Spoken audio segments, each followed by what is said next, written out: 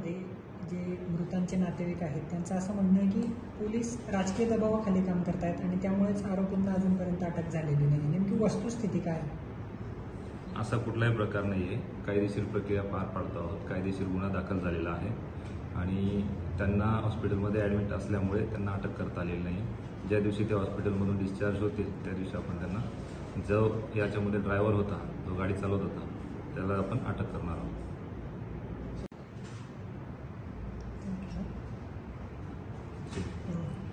रामदेववाडी येथे जो अपघात झाला त्या घटनेच्या अनुषंगाने MIDC पोलीस स्टेशन येथे CR नंबर 310/25, 304, 379, 285, 427 IPC आणि NDPS चे कलम याच्या अंतर्गत गुन्हा दाखल करण्यात आलेला आहे.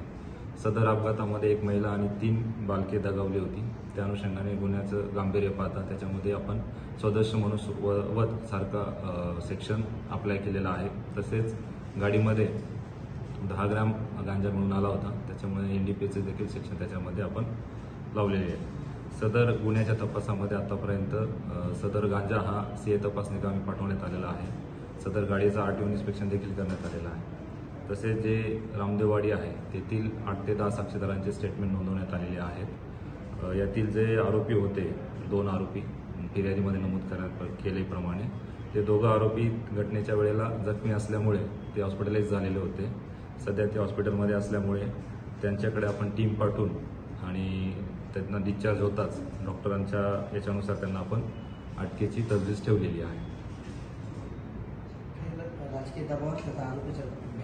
पोलिसांवर कुठल्याही प्रकारचा राजकीय दबाव नाही आहे. आपण जसा अपघात घडला तात्काळ त्यांच्या म्हणण्याप्रमाणे फिर्याद नोंदवली.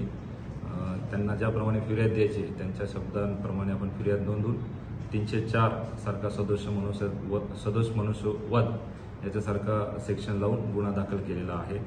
आणि याच्यामधील जे आरोपी आहे ते हॉस्पिटलाइज असल्यामुळे आपल्याला आतापर्यंत अटक करण्यात आलेली नाही. ते हॉस्पिटलमधून डिस्चार्ज होताच आपण अटकेची कारवाई करणार आहोत. नशेत होते सर, त्यांचे नमुने घेतले गेले, त्यांचे रक्ताचे नमुने काढण्यात आलेले आहेत. सर, नेमकी गाडी कोण चालवत होतं त्या संदर्भात काही आली माहिती तपासात? प्राथमिक तपासामध्ये ही गाडी अर्णव अभिषेक कौर हा चालवत असल्याचे आपल्या तपासात निष्पन्न होते. सदर तपास हा आता पहिले API मनोरे हे करत होते, परंतु गांभीर्य लक्षात घेता तो DYSP दर्जाचा म्हणजे माझ्याकडेच तो तपास आता वर्ग करण्यात आलेला आहे. 17 दिवसांपासून या आरोपींवर उपचार सुरू आहे असं कुटुंबियांचं म्हणणं की अशी कुठली ट्रीटमेंट करतायत जगामध्ये पण ही ट्रीटमेंट केली जाऊ शकते?